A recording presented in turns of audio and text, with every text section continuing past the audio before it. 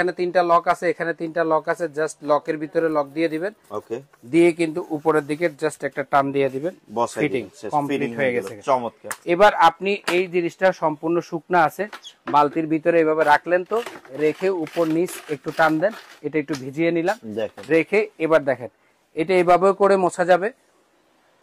আবার চাইলে আপনি এই জিনিসটাও করতে পারবেন, দেখেন এই জিনিসটাও করতে পারবেন। সেটা কি, যে ঘরের ভিতরে বাচ্চা প্রস্রাব করে দিছে, বা আপনি ওয়াশরুমের ভিতরে গোসল করে আসছেন, কিন্তু ওয়াশরুমের ভিতর ঠান্ডার জন্য অন্যজনে বাথরুমে যেতে পারে না, তাদের জন্য হলো এই ওয়াইপার প্যাড।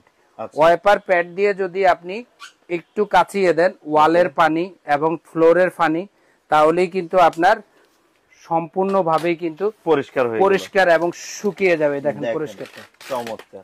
আবার হাতে কিন্তু ভাই আমি পানি কিন্তু মোটেও হাতে ধরিনি, হাতে না ধরে কিন্তু পরিষ্কার করতেছি।